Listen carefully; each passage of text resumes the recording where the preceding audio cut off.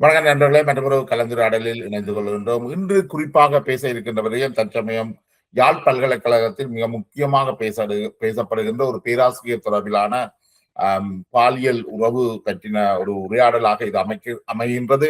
இது வெறுமனே யாழ் பல்கலைக்கழகத்தினுடைய உரையாடல் மட்டுமல்ல, அதற்கு அப்பால் யூனிவர்சிட்டி பல்வேனியா பல்கலைக்கழகம் நடக்கின்ற சம்பவங்கள் தொடர்பிலும் நாங்கள் உரையாட இருக்கிறோம். இது தொடர்பில் எங்களோடு கருத்துக்களை பரிமாற வந்திருப்பவர்கள் தேசம் குரல் புதியவர்களாக இருந்தாலும் ஏற்கனவே சமூக வலைத்தளங்களிலே நன்கு அறியப்பட்ட கவிஞர், புலனாய்வு எழுத்தாளர், கட்டுரையாளர், ஆய்வாளர் மற்றும் அண்மையில் வெளிவந்த நூல் முகாமுகம் என்ற நூலினுடைய ஆசிரியருமான நட்சத்திரன் செவிந்தியன் அவர்கள் எங்களோடு இணைந்து கொள்கின்றார். அருண் அம்பலவாணர் என்ற பெயரில் அவர் சமூக வலைத்தளத்திலும் நன்கு அறியப்பட்டவராக இருக்கின்றார். வணக்கம் நட்சத்திரன். வணக்கம் ஜெயபாலன். இந்த குறிப்பிட்ட விரிவுரையாளர் பேராசிரியர் மீடியா ஸ்டடீஸுக்கு தான் பொறுப்பா இருக்கிறார். அப்ப யோசிச்சு பார்த்தோம்னா, மீடியா ஸ்டடீஸ்ல நீங்க சொல்லிக் கொடுக்க வேண்டியது என்ன? தகவல்களை மக்கள் அறியறதுக்கான அந்த சுதந்திரம் இருக்கின்றது. ஆனா நீங்கள் என்ன செய்றீங்கள் என்றால், தகவல்களை எப்படி மறைக்கிறதுன்றதான் நீங்கள் மாணவர்களுக்கு தணிக்கை செய்யறது. சில விஷயங்கள் எழுதக்கூடாது, இதை பற்றி நீங்கள் எழுதணும். குருந்தூர் மலையை பற்றி எழுதணும், அந்த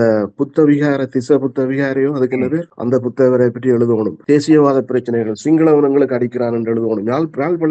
எல்லா பல்கலைக்கழகம், இலங்கையில் இருக்க எல்லா பல்கலைக்கழகங்களும் எல்லா மாணவர்களும் படிக்கலாம். இது மக்களின் வெறிப்பணத்தில் இயங்குற பல்கலைக்கழகங்கள். இது ஒன்று இந்து பல்கலைக்கழகம் அப்படி ஒன்று இல்லை. இலங்கையில் எந்த இப்படி இல்லை. இங்கே சிங்கள மாணவர்கள் இங்கே கூட வருகிறார்கள் என்று சொல்றது, இதுவளைத்தான் இவங்க எழுதுவாங்க. ஜேர்னலிஸ்ட் மட்டும் படிப்பிக்கிறாங்க. மற்றது சாதியை பற்றி, இந்த குறித்த பேராசிரியர் சாதியை பற்றி எழுதுறதையோ, அதை பற்றின ஆவணங்கள் வாரதையோ, வெளியிடுறதையோ எல்லாம் தடுத்து இருக்கிறார் கடந்த காலங்களில்.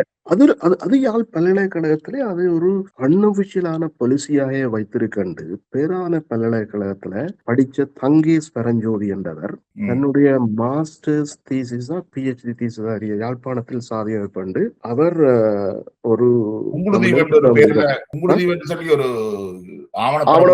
ஆவணப்படம் எடுத்தது. அதையால் தலைவர் அவர் லண்டன்ல இருக்கிறார். அவர் லண்டன்ல தண்டகாசிலேயே PhD படிச்சு அவர் இப்ப டாக்டர் தங்கேஷ் பரஞ்சோதி.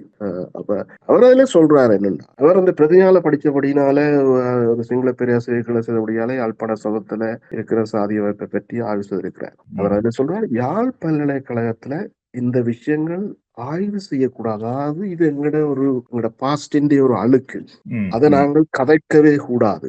இல்லை என்று மூடியமைக்கும் அப்படி ஒரு கல்வி சமூகம் செய்யலாது. வரலாறு என்றால் எல்லா வரலாற்றையும் நாங்கள் நீங்க சொல்ற ஒரு பிற்போக்கான கருத்துக்களை தான் இவர் தன்னுடைய மாணவர்களுக்கு ஊட்டி வந்திருக்கிறார். பெண்கள் கதைக்க இயலாது, பெண்கள் சமூக வலைத்தளங்கள்ல சில விஷயங்கள் தன்னுடைய மாணவர்கள் இதையெல்லாம் எழுதக்கூடாது. உண்மையிலேயே அந்த மீடியா ஸ்டடீஸ்ல நீங்கள் என்ன சொல்லி கொடுக்கணுமோ அதையெல்லாம் விட்டுட்டு ஒரு பிற்போக்கான ஒரு கல்வியத்தை நாங்கள் மாணவிகளுக்கு வழங்கி வந்திருக்கிறார். அப்ப என்னென்று அந்த பல்கலைக்கழகம் ஒரு சமூக முன்னேற்றத்தை நோக்கி மாணவர்களை கொண்டு போகும். இவர்கள்ட்ட படித்து வார இந்த பல்கலைக்கழகத்துல படித்து வாரவர்கள் தானே இலங்கையின் வடக்கு கிழக்கில ஆசிரியர்களாகவும் அதிகாரிகளாகவும் வரியினம். இந்த விஷயங்களைத்தான் நாங்கள் கடுமையா இதுவளுக்குதான் போராடணும். முக்கியமா பெண்கள் இருக்கிறாமல்ல, இப்ப இந்த இதுல பாதிக்கப்பட்ட பெண்களுக்கு சில பெண்கள் சட்ட ஆலோசனைகள் அப்படியான விஷயங்கள்ல உதவ வந்திருக்கிறோம். பெண்களை ஒரு வகையான கொலெக்டிவ்ஸ உருவாக்கி, ஏன்னா இதுல பெருமளவு பாதிக்கப்படுறது பெண் மாணவர்கள். ஆண் மாணவர்களும் பாதிக்கப்படுறது இருக்குது. அப்ப என்ன அப்படியான உறவுகளும் இருக்குது, ஒரு பால் உறவு இப்படி பாதிக்கப்படுறது இருக்குது. ஆனா அதிகமானது பெண்கள். பெண்களைத்தான் மிக இலகுவாக நீங்கள் அவதூறு செய்து, என்ன முறைப்பாடு பெண்களைத்தான் அவதூறு செய்து அவைகளை பயம் மிரட்டி ஓட வைக்கலாம். இப்ப இதுக்கு ஒரு உமன் கொலெக்டிவா சில இந்த பெண்ணியவாதிகள் ஜூம்ல கதைக்கிறது, அந்த மீட்டிங் வைக்கிறது, இந்த மீட்டிங் ஒரு ஆக்ஷன் பேஸ்டான ஒரு இயக்கத்தை உருவாக்கணும். அதுல நீங்க முக்கியமா பாத்தீங்க என்றால் 2005 அந்த கணேசலிங்கனுக்கு எதிரான கேஸ் எடுக்கப்பட்ட போது, கணேசலிங்கம் அரெஸ்ட் பண்ணப்பட்ட போது பேராசிரியர் அந்த மலையக மாணவியை, அவன் பேர் உங்களுக்கு தான் படிவதாக இருக்கு, சொல்லுங்க என்ன? இப்ப யாழ்ப்பாணம் ராணுவ கட்டுப்பாட்டு பகுதியில் இருந்தது. மற்றது 2005 ஒரு வகையான சமாதானம் இல்ல, சண்டையும் இல்லாத ஒரு சமாதான காலத்துல இருந்தது. சில சிங்கள அமைப்புகள், பெண்கள் அமைப்புகள் அதுக்காக போராடின யாழ்ப்பாணத்துல வந்து. அது சிங்கள மீடியாக்களோட ரிப்போர்ட் பண்ணப்பட்டது. அப்படி ஒரு அமைப்பு இன்றைக்கு இலங்கையில இருக்கிற முழு பெண்களும் சேர்ந்து பெண்களுக்காக நீங்க போராடுறீங்கள் என்றால் நிச்சயமா அதிகமா பாதிக்கப்படுறது. இப்படி ஒரு கேஸ் வருது என்றால், ஏன்னா இப்படியான விஷயங்கள் பத்திரிகைகள் எழுதப்படுறேன். உங்களை மாதிரி எங்களை மாதிரி 1-2 பேர் எழுதுறான். அதுக்கு இவ்வளவு நெருக்கடியில கொடுத்தோன்றிருக்காங்க. இவற்றையும் இப்படி முடக்கலாம்ன்றதுக்கு வேலை செய்திருக்காங்க. இப்படி ஒரு செய்தி வந்தால் நீங்கள் உடனே அந்த பாதிக்கப்பட்ட மாணவியை தொடர்பு கொண்டு இதுக்கு நாங்கள் உதவி செய்கிறோம், சட்ட உதவி செய்யறோம், நிதி உதவி செய்யறோம். இவங்க எப்படியான ஆட்களை இவங்க டார்கெட் பண்றது என்றால், இந்த பல்கலைக்கழக விரிவுரையாளர் பேராசிரியர்கள் ஒரு மாணவியை பெண் வேட்டையாட என்று தீர்மானிக்கிறதுக்கு முதல் ஒரு புலனாய்வு இதை ஒன்று செய்யறாங்க. அதாவது சமூகத்தில லோவர் சோசியோ எக்கனாமிக் பேக்ரவுண்ட்ல இருந்து வர இவர்களுடைய உறவினர்கள் யாருமே பல்கலைக்கழகங்கள்ல அங்கெங்கேயும் இல்லை. இப்படி எல்லாம் விசாரிச்சு போட்டுத்தான் இவங்க இந்த பாலியல் வெட்டை ஆரம்பிச்சிருக்காங்க. இதுல இப்ப பாதிக்கப்பட்ட கணவரை பற்றி நான் கணவரோட காய்ச்சல் எந்த வேலை அப்படித்தான் சொல்லினோம். ஏன்னா இந்த பெண்கள் இதை கோர்ட் கேஸு கொண்டு போறதுக்கு இவளுக்கு இயலாது, பண வசதிகள் சட்ட உதவிகள் இல்லாம இருக்கும். இவள்கிட்ட வாழ்க்கை பிரச்சனையோட இந்த கேஸை ஒரு 2 வருஷம் இழுத்தாலே விட்டு போடிடும். அவைக்கு அந்த தாங்குற சக்தியும் இருக்காது. அப்ப பொருளாதார பிரச்சனைகள் அது எழுதல. அப்ப இந்த இடத்துல முக்கியமாக பெண்ணியவாதிகள் என்று சொல்றாங்க, ஆக்டிவிஸ்ட் என்று சொல்றார்கள். இலங்கையில உடனடி தேவை ஒரு நாடு முழு நாட்டுக்குமான மூவின மக்களையும் சேர்ந்த. நிச்சயமா அது வேலை முக்கியம். வெறுமனே தமிழ் மக்கள் மட்டுமல்ல, மூவின மக்களும் சேர்ந்த ஒரு போராட்டம் கொண்டு வேணும் பெண்களுக்காக. இப்ப நீங்கள் 3-4 மாதத்துக்கு முதல் ஒரு வரலாற்று முக்கியத்துவம் வாய்ந்த தீர்ப்பை பிரதான பல்கலைக்கழகத்துல பாதிக்கப்பட்ட ஒரு மாணவி சார்பாக சுப்ரீம் கோர்ட்டா உச்ச நீதிமன்றம் சொல்லுவாங்க. இலங்கை சுப்ரீம் கோர்ட் வழங்கி இருக்குது. அவர் ஒரு சிங்களவர். அந்த விரிவுரையாளர் அவர் இப்ப விரிவுரையாளர் இருக்கார். ஒரு மாஸ்டர்ஸ் செய்கிற போதுதான், அவர் ஒரு டென்டிஸ்ட்ரியில மாஸ்டர்ஸ் செய்கிற போதுதான் அவர் அந்த டீனா இருந்தார். பிரதனியால டீனா இருந்த இன்னொரு சிங்கள பேராசிரியர் அவரை செக்ஷுவல் ஹராஸ்மெண்ட் செஞ்சது. அப்ப இது மூவின மக்களுக்கு நடக்குது. அதை அவர் கம்ப்ளைண்ட் பண்ணி பிரிலிமினரி இன்வெஸ்டிகேஷன் நடந்தது, ஆரம்ப இன்வெஸ்டிகேஷன். பிறகு அது தொடர்ந்து விசாரிக்கப்படணும் என்றதோ சொல்லப்பட்ட நேரத்துல கவுன்சிலுக்கு போய்க்குள்ள கவுன்சில் இது காலம் கடந்து அதனை 2 வருஷம் பிந்தி முறையீடு செய்த என்று சொல்லி அதை காரணம் சொல்லி ரிஜெக்ட் பண்ணிவிடும். அவன் கோர்ட்டுக்கு போன பிறகுதான் அந்த பேராசிரியரை இலங்கையில எந்த பல்கலைக்கழகத்திலையும் இனிமேல் கல்வி கற்பிப்பதற்கு அனுமதிக்க கூடாது என்று சொன்ன பிறகு நீதிமன்றம் தீர்ப்பளிச்சு அது ஒரு வரலாற்று முக்கியத்துவமான தீர்ப்பு. அதுல இன்னொரு விஷயம் நடந்திருக்கு என்றால், இந்த கோர்ட் கேஸ் நடந்துள்ளே அந்த கல்பிரிட்டான அந்த பேராசிரியர் அப்ப இருந்த துணைவேந்தர்கிட்ட ஒரு கடைத்தவணி என்று மலேசியால வேறு பேராசிரியராக இப்ப இருக்கிறார். அப்ப இது மூவின மக்களுக்கு நடக்குது. நான் பிரதிநிதியா பற்றி எழுதப்பட்ட 2 பாதிக்கப்பட்ட மாஸ்டர் ஸ்டூடெண்ட்ஸை பற்றி எழுதும்போது ஒரு முஸ்லீம் பெண் சமூக வலைத்தளங்களுக்குள்ளால என்ன தொடர்பு கொண்டு தன்னுடைய வாக்குமூலத்தை சொல்றேன். இது மூவின மக்களுக்கும் பொதுவான இப்ப நாடு தழுவி இந்த பல்கலைக்கழகங்கள நடக்கிற இதை கொண்டுறோம். இது வெளிநாடுகளே நடக்குதா? OECD கண்ட்ரின்னு சொல்ற ஃபர்ஸ்ட் வேர்ல்ட் கண்ட்ரி எல்லாம் இது நடக்கிறது. அங்க ஒரு மெக்கானிசம் இருக்கு, இதை தடுக்கிறது மெக்கானிசம் இருக்குது. அதையும் மீறி நடக்கிறது. இந்த அளவுல நடக்கிறது இல்ல. எனக்கு என்ன அதுல நீங்க 2 விஷயம் சொல்லணும். ஒன்று நீங்க சொன்ன மாதிரி இந்த மெக்கானிசத்தை பில்ட் பண்றன்றது ஒன்று. அடுத்தது இந்த மூவின மக்களையும் கொண்டு வரன்றதுல நீங்கள் தனியாவே தமிழ் மக்களை பெண்களை இணைச்சு நீங்கள் ஒரு போராட்டம் நடத்தினா இது என்னடா, இது ஒரு சின்ன க்ளோஸ் சொசைட்டி. இவர்கள் ஆறாறு இந்த போராட்டத்தில் ஈடுபடக்கூடியவர்களோ அவர்களை நோக்கி வேலை செய்ய துவங்குவினோம். இந்த பாலியல் துஷ்பிரயோகம் செய்கிறவ அவர்களுடைய குடும்பத்துக்கு அழுத்தங்களை கொடுத்து இப்படியோ இதை மூடி மறைச்சு அந்த போராட்டத்தை இல்லாமல் பண்ணிருக்கோம். நீங்கள் மூவின மக்களையும் சேர்த்து செய்கின்ற பொழுது அவ்வாறு ஒரு அழுத்தத்தை கொடுத்து அதை நிப்பாட்ட இல்லாது.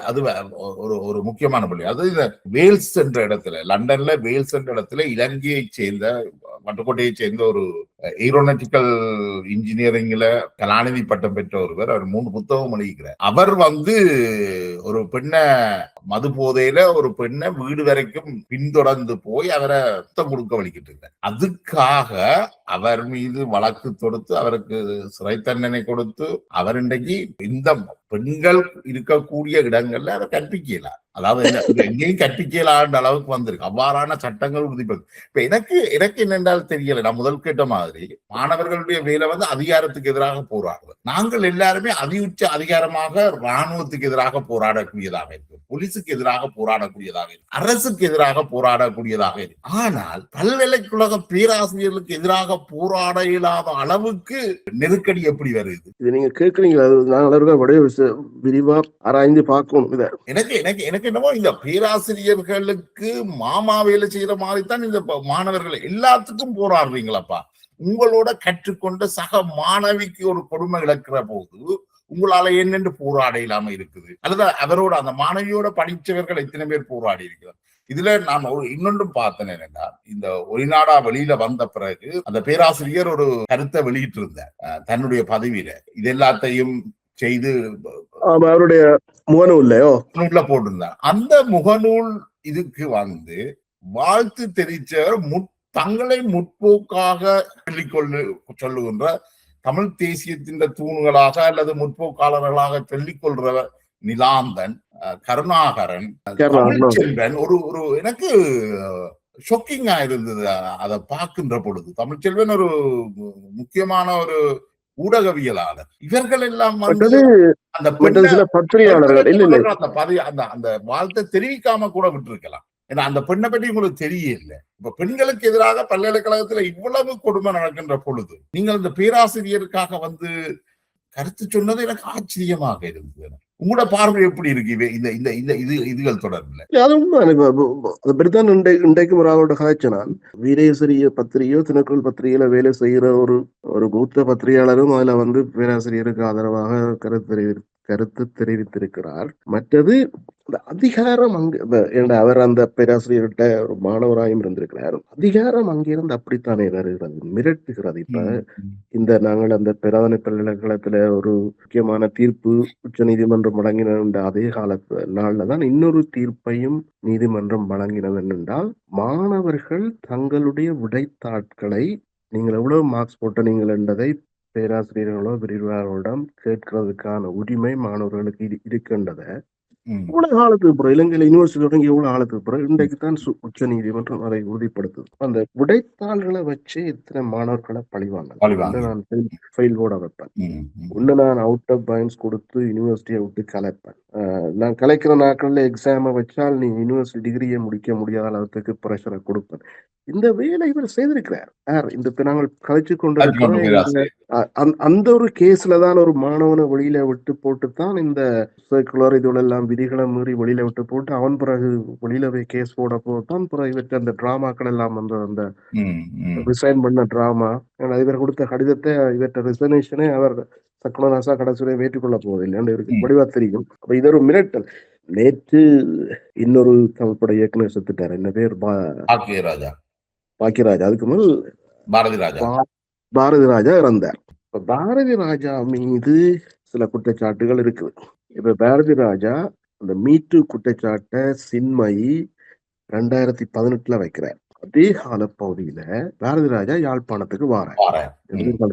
இப்ப யாழ்ப்பாணத்துல ஜெஃப்னா ஊடக அமையம் என்ன யாழ்ப்பாணம் பிரஸ் கிளப்ல பத்திரிகையாளர் சந்திப்பு நடக்குது. அந்த வீடியோ வந்து நீங்க பாத்துனீங்களா? நான் இப்ப அண்மையில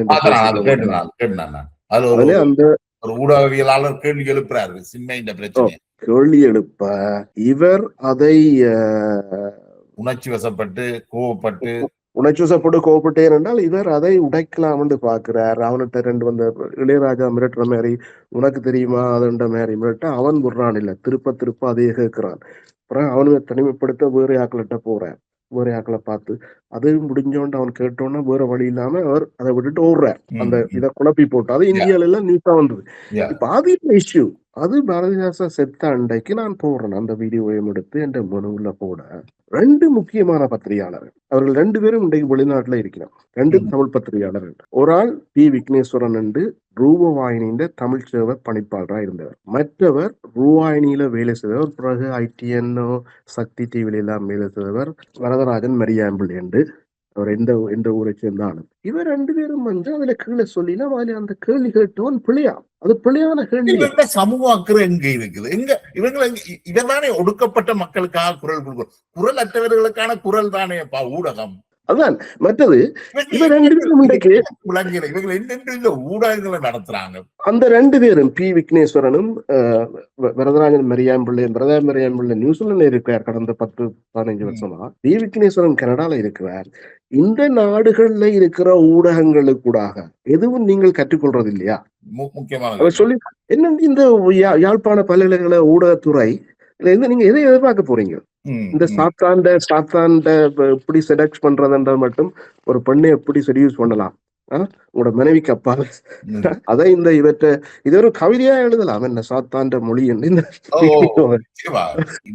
இந்த பேராசிரியர் விஷயத்தை பாத்தீங்கன்னா இந்த கோகசிவ் கண்ட்ரோல் சொல்லுவாங்க. அதாவது உளவியல் ரீதியாக நீங்கள் அவர்களை கட்டுப்படுத்துறது. இந்த மாணவியின் விஷயத்துல அந்த டெமோன்ற விஷயத்துல பாத்தீங்கன்னா இவர் கொஞ்சம் கொஞ்சமா அந்த பெண்ணை அந்த கட்டுப்பாட்டுக்குள்ள கொண்டு வராரு, அந்த கோகசிவ் கண்ட்ரோலுக்குள்ள கொண்டு வராரு. அந்த விஷயங்கள் நோமலாக இந்த சமூகத்துல உமனைசர்ஸ் என்று சொல்லப்படுற தமிழ்ல சொல்றது என்ன பொம்பளை கலர் அவங்க செய்யறவங்க. இப்ப அதே நீங்கள் ஒரு அதிகாரத்தை பயன்படுத்தாமல் வேற இடங்கள்ல நீங்க செய்தீங்க என்றால் அது மோரலா பிழை என்றாலும் அது ஒரு சிவில் கேஸ் மாதிரி, அது ஒரு இப்படி ஒரு மோரலா பிழையான விஷயம். அந்த டெக்னிக்ஸை இவங்க அதிகாரத்தையும் பயன்படுத்தி பிறகு இது அவங்களை அந்த ஒரு பெண்ணை செலக்ட் பண்றதுக்கு போலே தண்டை விக்டிமாக போறதுக்கு போலே ஒரு ஆய்வு செய்தானே செலக்ட் பண்றாங்கல்ல. ஒரு பொருளாதாரத்தை பின்புலத்தை எடுத்துடுவாங்க. இந்த பெண்ணையும் பாத்தீங்கன்னா இந்த பெண்ணுக்கு வீட்டுல ஒரு ரோல் மாடல் இல்ல, ஒரு அன்புக்கு இங்கின தன்மை இருக்கு. இவர் தன்னை அப்பாண்டு ஒரு பிம்பத்தை கிரியேட் பண்றார். இந்த கோகசிவ் கண்ட்ரோல்ல பாத்தீங்கன்னா உரையாடல்ல கிட்டத்தட்ட அவர் தன்னை அந்த எக்ஸ்ட்ரா மேரிட்டல் அஃபேருக்கு அழைக்கிறார். அதாவது தான் மனைவி விட மாட்டேன், நீயும் உங்களோட வீட்டின் அங்கமா இரு. அதுக்குள்ள இப்ப இன்னொரு விஷயம் உங்களுக்கு தெரியுமா தெரியாது, யாழ்ப்பாணத்துல இருக்கிற ஒரு முக்கியமான தேசியவாத சட்டத்தரணி அவர்கிட்ட இந்த கேஸ் ரெண்டு தரப்பும் போயிருக்கு. முதல்ல பாதிக்கப்பட்ட பெண்கள் போயிருக்கணும். அவர் டெக்னிக்கல் காரணங்களை வச்சோ இன்னும் செய்தோ அதை ஏற்றுக்கொள்ளவில்லை என்றுதான் சொல்லப்படுது. இப்ப அண்மை காலத்துல அதே அவரிடம் இந்த பேராசிரியரும் பேராசிரியர் மனைவியும் ஒன்றாக போயிடுச்சு. அப்ப பேராசிரியர் மனைவி சப்போர்ட் பண்ண பேராசிரியர் இல்ல நான் அறிஞ்சேன். எனக்கு இந்த ஒளிப்பதிவு காண்பிக்கப்பட்ட போது அங்க வேற சிலருக்கும் காண்பிக்கப்பட்டது. என்னன்னா அவற்ற தந்தை யாழ்ப்பாண பல்கலைக்கழகத்தினுடைய வேந்தர், அதிகாரம் இல்லை, அது ஒரு ஃபார்மல் போஸ்டிங் தான். இல்ல இப்ப வேந்தர் மற்ற ஒரு குறுகிய காலத்துக்கு அவர் ஒரு ஆக்டிங் வைஸ் சான்சலரா இருந்தவர், என்ன பதில் துணைவேந்தராக இருக்கலாம். மற்றது அதை விட ஒரு யூனிவர்சிட்டி கிராண்ட் கமிஷன்ல முக்கியமான பதவியில வைத்தார். பிறகு இவர் ஒரு திருவரங்கர் என்ற ஒரு பேராசிரியருக்கும் இது இந்த பதிவு காண்பிக்கப்பட்டது. செல்வில் விடுதலை புலிகள் காலகட்டத்துல இந்த சமூக அமைப்புகளை கோஆர்டினேட் பண்ணின ஒருவராக இருந்தவர். இந்த புலிகளுடைய ஈரோஸ் ஆளாக்கும் என்ன செல்வில் இருக்கலாம். அதுக்கு பிறகு இந்த சரணடைவு காலகட்டத்திலே நாராயண் சரணடைவு என்ற பட்டியலையும் அவர்தான் எழுதினவர் நினைக்கிறார். அவருக்கும் இந்த ஒளிப்பதிவுகள் காண்பிக்கப்பட்டது. இந்த சமூகத்திலே இருந்த முக்கியமான ஆட்களுக்கெல்லாம் இது காண்பிக்கப்பட்ட பொழுது கூட அவர்கள் யாருமே இந்த துஷ்பிரயோகத்தை தடுக்கிறதுக்கு முயற்சி செய்யல. இது 3 வருஷம் ஆச்சுது. இந்த சமூகம் இவர்கள் எல்லாருமே தமிழ் தேசியத்தின் தூண்களாக சொல்லப்படுகிறார். இப்ப என்னண்டா எனக்கு என்ன படுகுதுண்டா, இப்ப அந்த பெண் புலிகளின் குரல் வானொலியில தோன்றின அந்த பெண் நிர்வாணமாக்கப்பட்ட அந்த காட்சி இன்றைக்கும் பேசப்படுது. இசைப்பிரியா இப்ப தமிழ் பெண்களை ராணுவம் பாலியல் துஷ்பிரயோகத்துக்கு உட்படுத்துறத நாங்க கண்டிக்கிறோம். சரியான முறை, நாங்கள் எல்லாருமே கண்டிக்கிறோம், அதுக்கு எதிராக போராடுறோம், நல்லது. ஆனால் நாங்கள் ஃப்ரீ லைசன்ஸ் கொடுக்கிறோம். தமிழ் பெண்களை தமிழ் பேராசிரியர்மாரோ தமிழாக்களோ நீங்கள் எப்படியும் செய்து கொள்ளலாம், எப்படியும் அனுபவிக்கலாம். இதுதான் நீங்கள் கேட்கிற தமிழ் தேசியமாண்டு எனக்கு ஒரு கேள்வி எழுதுது. சமூகத்தின் முக்கிய பொறுப்புகள்ல இருக்கிற உங்களுக்கு, இப்ப நான் ஒரு ஆசிரியர், என்னட்ட ஒரு பெண் யாரோ ஒரு மாணவன் ஒரு விஷயம் நடந்திருக்குன்னு சொன்னால் அதை ரிப்போர்ட் பண்ணலையேண்டா இட் இஸ் அ கிரைம். அது ஃபெயிலியர் ஆஃப் அந்த நெக்லிஜென்ஸ், அந்த சேஃப்கார்டிங்க நாங்க செய்யல. நினைக்கிறேன் யுஜிசி இதுல மிக கவனம் எடுக்கணும்னு நினைக்கிறேன் இந்த விஷயங்கள்ல. இதுல யூசிஜி மட்டும் இல்லையப்பா. இதுல அரசாங்கத்தின் அதியுச்ச தலைவர் ஜனாதிபதி வரை இப்ப வெளிநாடுகள்ல இப்படி இப்ப நீண்ட காலமாக கத்தோலிக்க மத நிறுவனங்களால பாலியல் துஷ்பிரயோகங்கள் செய்யப்பட்டு வந்தது. அதுவும் அந்த காலங்கள்ல, அதாவது 2000க்கு முற்பட்ட காலங்கள்ல அவங்க சமூகத்துல மிகவும் அதிகாரம் பெற்றவர்களா இருந்தவர்கள், அரசியல்வாதிகள் அவங்களை கண்டு பயப்படுவாங்க. அது பிறகு ஒரு 2000க்கு பிறகுதான் எத்தனையோ ரோயல் கமிஷனர்கள், இப்ப யூகே ரோயல் கமிஷன், அமெரிக்கா என்றால் மாநில அரசாங்கங்களின் கமிஷனர்கள், ஆஸ்திரேலியால ரோயல் கமிஷன், அயர்லாந்து, வேற சில ஐரோப்பிய நாடுகள்ல செய்த பிறகுதான் அவங்களோட இந்த முழு குரூரமும் வெளியில வருது. அவங்க செய்த ஒரு நல்ல வேலை 60-70 ஆண்டுகளுக்கு முதல் நடந்த எல்லாத்துக்கும் தண்டனை வழங்கினவங்க விசாரணை செய்து. அப்படியான ஒரு இது இப்ப நான் இந்த பௌத்த பிக்குகளால நடக்கிற விஷயங்கள்லயும் நான் சமூக வலைத்தளங்கள்ல போட்டது என்றால் இதுக்கு ஒரு ஜனாதிபதி ஆணைக்குழு ஆரம்பிக்கப்படும். இப்படியான இதுகளுக்கு இது தனி யூசிஜில மட்டும் இல்ல, உமன் மினிஸ்ட்ரியில மட்டும் இல்ல, எஜுகேஷன் மினிஸ்ட்ரியில மட்டும் இல்ல, இதுக்கு பாராளுமன்றத்தில இருந்து, பாராளுமன்ற உறுப்பினர்கள்ல இருந்து, ஜனாதிபதியில இருந்து எல்லாரும். இப்ப இன்றைக்கு பிரதம மந்திரியா இருக்கிறது ஒரு பெண் மட்டும் இல்ல, ஒரு அகாடமிக். அவருக்கு இந்த விஷயங்கள் எல்லாம் தெரியும். அந்த அளவுக்கு செய்யணும். அவவே பாதிக்கப்பட்டு இருக்கிறார். அவன் தந்த வாழ்க்கையில அண்மையில அந்த நூல் புதிய பாடத்திட்டம் அறிமுகப்படுத்தும் பொழுது அவன் மீதும் தனிப்பட்ட முறையில பெரிய அவருடைய தனிப்பட்ட விஷயம் தொடர்பாக எல்லாம் பேசப்பட்டது. இப்ப நாங்கள் இப்ப இந்த யாழ்ப்பாணத்துல இந்த பத்திரிகைகள் இதை ரிப்போர்ட் பண்ற இல்லைன்னு நாங்கள் எல்லாம் பேசணுமல்ல, இந்த இப்படியான பல்கலைக்கழகங்கள் நடக்கிற பாலியல் பிரச்சனை. அதனால அந்த பத்திரிகைகளே பாதிக்கப்படுதுப்பா. உண்மையில உதயன் பத்திரிகையை சேர்ந்த உதயன் பத்திரிகை ஆசிரியர் சொல்லியிருக்கிறார், சரியோ, எங்களோட பத்திரிகைன்ற சர்க்குலேஷன் குறைஞ்சு கொண்டு போகுது தொடர்ச்சியா, எங்கவே முடிப்போம் தெரியாது. நான் சொன்னது, எனக்கு சொன்னாலுக்கு சர்க்குலேஷன் குறையாம இங்க போகும்ப்பா. அவங்களோட பத்திரிகையில என்ன நியூஸ் இருக்குது, ரைட்? சமூக பிரச்சனை பற்றி எங்கேயாவது நியூஸ் இருக்குதா? எல்லாம் சோசியல் மீடியால எடுக்கிறாங்க. இந்த வீடியோ அங்க வந்தது சோசியல் மீடியால வந்து. அப்ப நீங்க என்ன எழுத போறீங்கன்றது டெம்ப்ளேட் மாதிரி ஒரே விஷயத்த தானே செய்தியா திருப்ப எழுதாலும் எழுத போறீங்க. புதுக்கு காசு கொடுத்து யாரும் படிக்க போறாங்களப்பா. வெளிநாடுகள்ல பேப்பர்கள் எப்படி வருது, ஒரு கிரைம் நடக்குதுண்டா உடனே எழுதுவாங்க. ஒரு இன்வெஸ்டிகேஷன் ஜேர்னலிசம் என்ன, ஒரு விஷயத்த புலனாய்வு செய்து எழுதுவாங்க. ஒரு சமூக பிரச்சனையை பற்றி எழுதுவாங்க. நீங்கள் எழுதுறது என்ன, குருந்தூர் மலை, விகார, அதுதான் உங்களுக்கு நியூஸ் வேதியான ஐட்டம்.